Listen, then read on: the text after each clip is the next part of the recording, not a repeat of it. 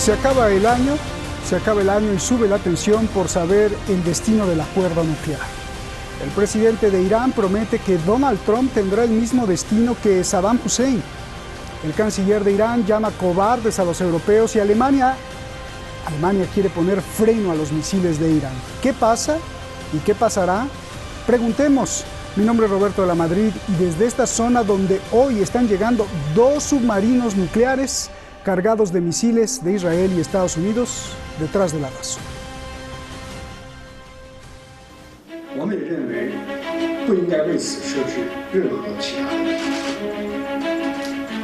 Los países integrantes del pacto nuclear con Irán abogan por preservarlo. A través de una reunión virtual critican la salida ilegal de Estados Unidos del acuerdo y piden el levantamiento de las sanciones injustas contra Teherán. 并且解除对伊朗及第三方实体和个人所实施的制裁。在此基础之上，伊朗完全恢复履行核领域的承诺。 Algunos países firmantes del pacto ya exigen más. Alemania insiste en poner el caso de misiles de Irán sobre la mesa para renegociar.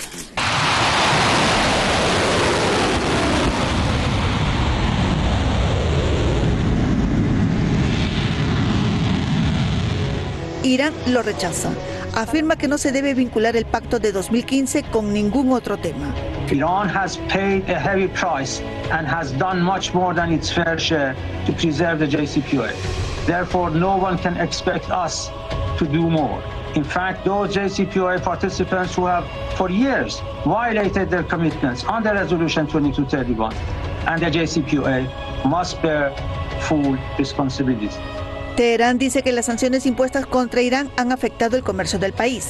Denunció que el trío europeo ha incumplido sus obligaciones del acuerdo nuclear, tal y como muestran los datos del comercio entre Irán y la Unión Europea durante el periodo 2014-2019.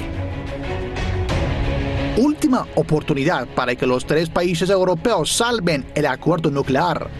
Los datos comerciales Irán-Unión Europea 2014-2019 demuestran que los europeos han incumplido gravemente sus obligaciones del pacto. Los europeos comparten la culpa con Estados Unidos por el daño irreparable a los iraníes. Por su parte, el Parlamento iraní no se quedó de brazos cruzados. Aprobó una ley para que se enriquezca uranio al 20% como medida de presión a fin de que se implemente el pacto por otras partes.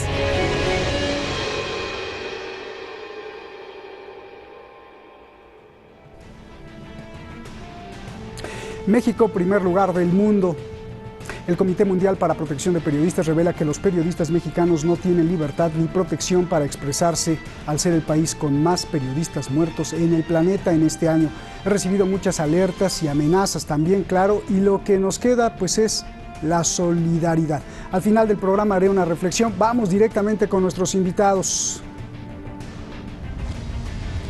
Estudioso de las ciencias médicas, pero denunciante desde el humanismo, asiduo lector de los hechos, experto y analista internacional. Usted lo conoce bien, se integra al equipo ya desde hace unos programas. Firas Al-Charani, gracias por estar aquí. Cuando levanta la voz, levanta la espada, siempre lo digo así. La espada no de metal, sino de la conciencia y la reflexión. La valentía es su don y el silencio su enemigo. Activista, escritor, periodista y muchas cosas más. Se agrupa en uno solo, Daniel Lobato. Firas, le suplico a los dos que pues hay muchísimas preguntas, así que respuestas pues lo más corto que ustedes puedan. Claro, Firas, todo el caos ocasionado en el acuerdo nuclear fue ocasionado pues por Donald Trump. Ay, Dios mío. Que lo abandonó, bueno, Trump lo abandonó, no lo respetó y reimpuso sanciones, afirma el gobierno de Irán. De hecho, hace unas horas el presidente iraní dijo que Donald Trump no pudo y a cambio tendrá el mismo destino de Saddam Hussein. A ver, explícame esto, por favor, porque Saddam Hussein fue colgado y además derrotado por Estados Unidos. Hola, buenas tardes, desde Valencia, España. Evidentemente las presiones sobre Irán van en aumento y esto no es algo nuevo para el pueblo iraní, ni su gobierno, ni sus fuerzas armadas, teniendo en cuenta desde que tomó su decisión ser enemigo número 1 del Estado de Israel, desde la Revolución Islámica de Irán.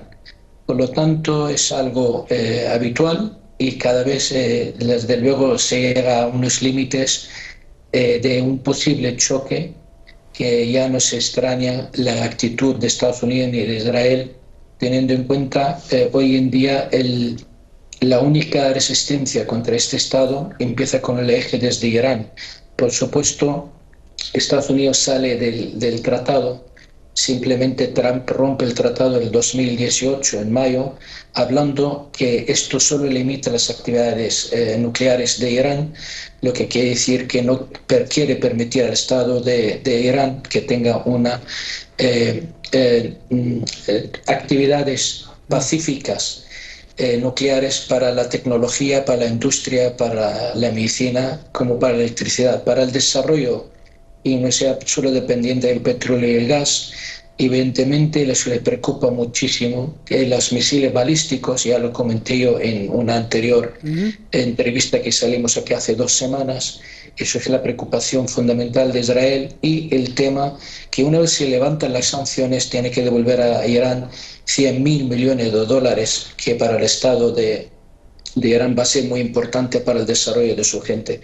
Por lo tanto, el que mueve los hilos es Israel desde hace mucho tiempo sobre este tema, y vuelvo a recalcar otra cosa importante: si el Estado de Israel tiene una amistad o al revés con Irán, no habría ningún tipo de problemas, porque el programa nuclear iraní empezó en 1950 con el Shah de Irán, con los Estados Unidos.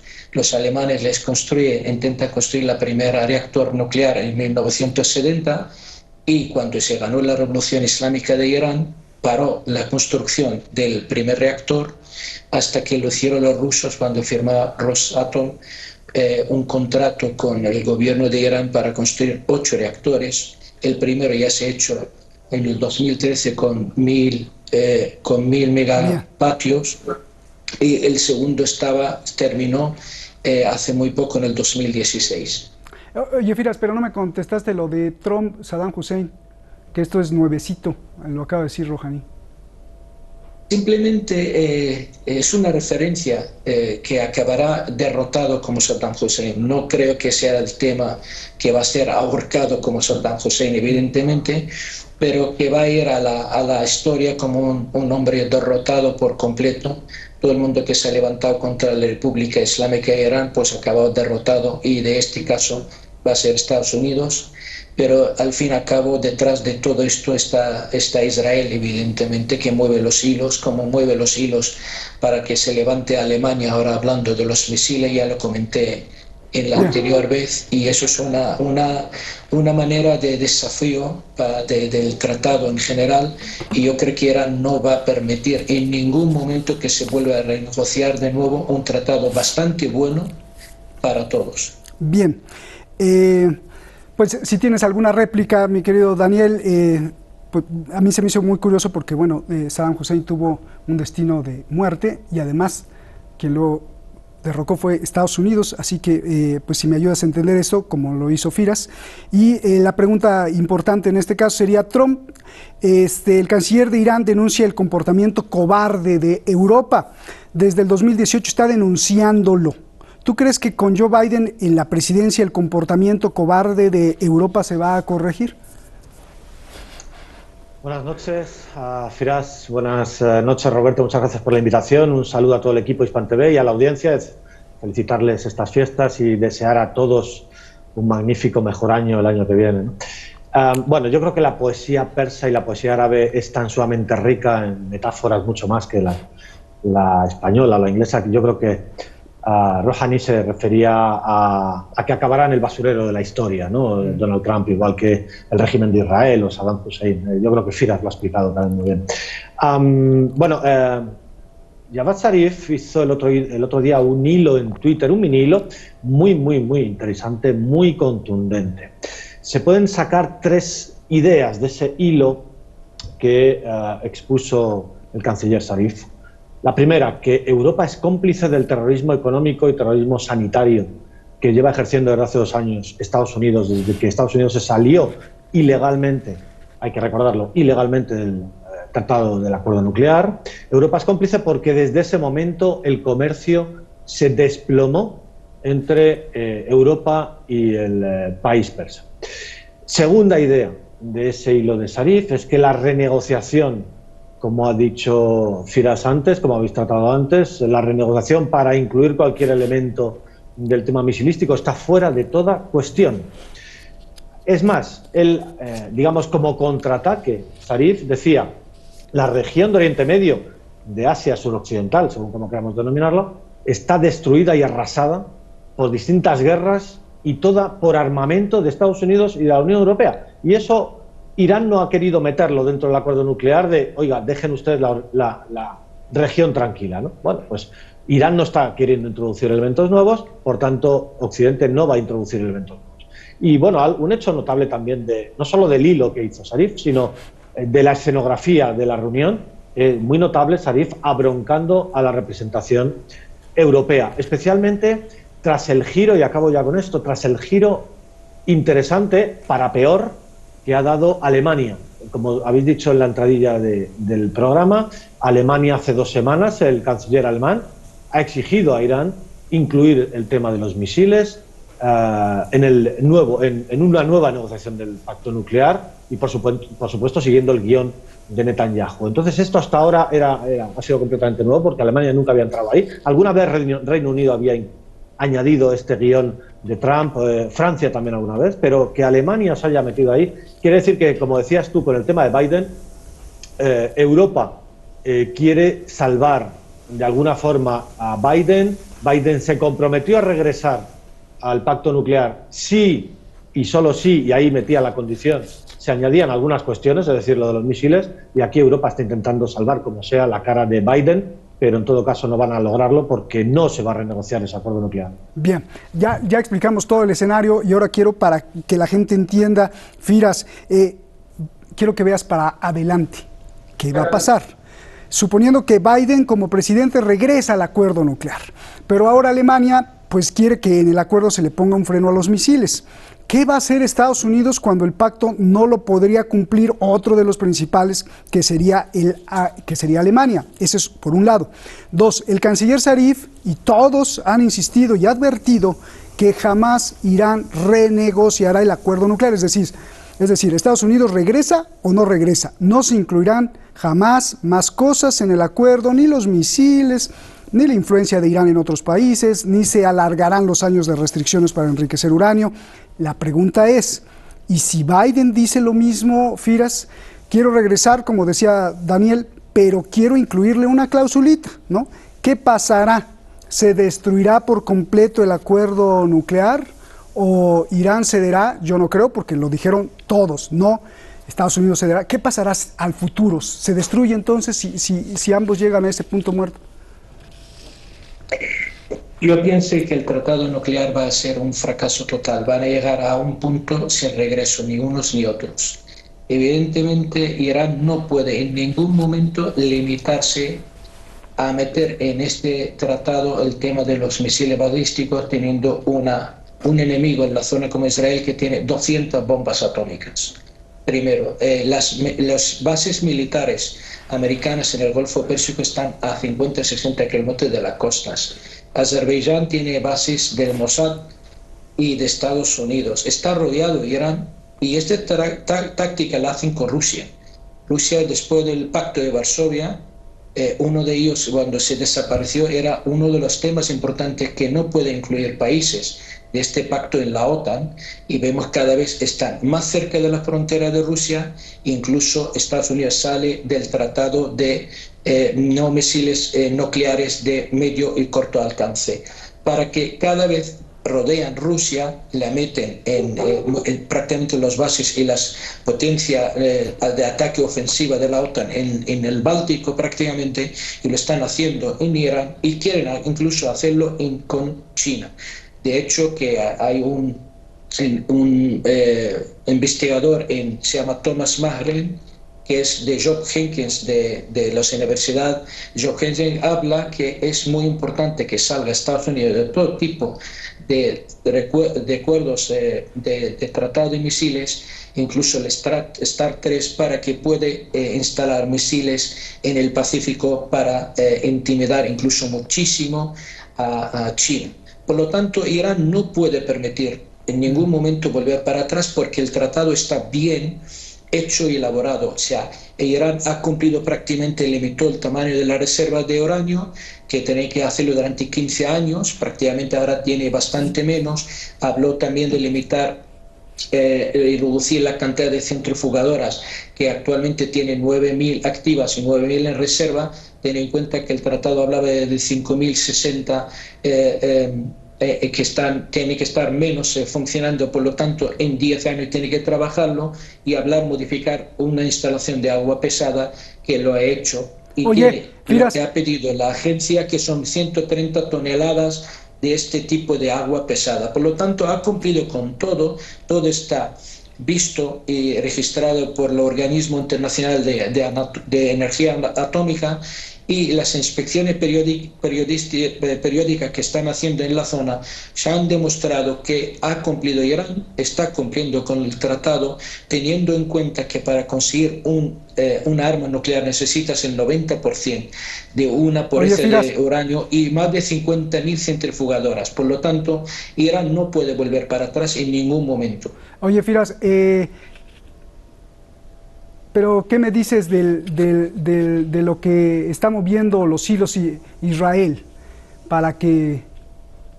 Yo veo, Roberto, que el 2021 va a ser un año muy duro, porque yo creo que la administración Joe Biden, como la anterior, el sionismo y el lobby sionista en Estados Unidos es muy poderoso. Y por lo tanto, mientras Irán no cambie su política, que no la cambiará, hacia el Estado sionista de Israel, vamos a ver un año muy problemático. Eso es lo que quería que me dijeras. Militar.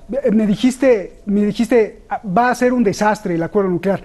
Ahora dime, ¿qué va a pasar? ¿Qué va a pasar después? Se va a romper por completo, bajo mi punto de vista, porque Europa prácticamente no tiene peso. Okay, pero ¿qué va a pasar después del desastre? No la tiene peso político, pero no peso económico, pero no político. Prácticamente son lacayos de Estados Unidos y de Israel.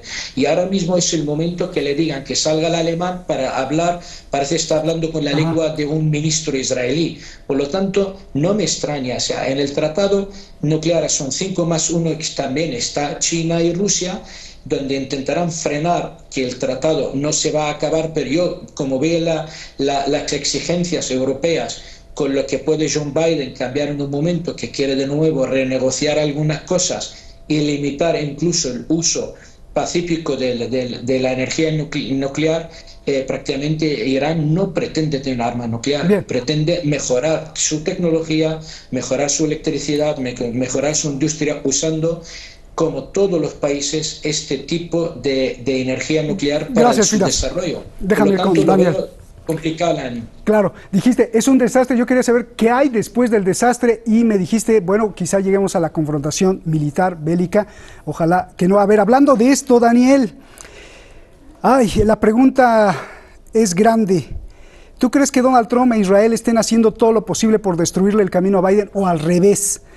Que Israel esté presionando a Donald Trump antes de que se vaya, ya le queda un mes o menos, no solo para destruir el acuerdo nuclear, sino para destruir lo que considera Israel una amenaza, que serían las plantas de enriquecimiento de uranio de Irán y las plantas nucleares y los reactores. Bueno, la pregunta es por dos cosas. Nunca antes Israel había enviado un submarino, creo que el Dolphin, nuclear al Golfo Pérsico. Ya viene para acá, está llegando. Atraviesa el canal de Suez, y no solo eso. Nunca en casi una década Estados Unidos ha enviado un submarino también nuclear, el clase Ohio, el Georgia, al Golfo Pérsico, cargado de misiles, con más de un centenar de misiles. ¿Para qué, Daniel? ¿Qué lectura das a esto?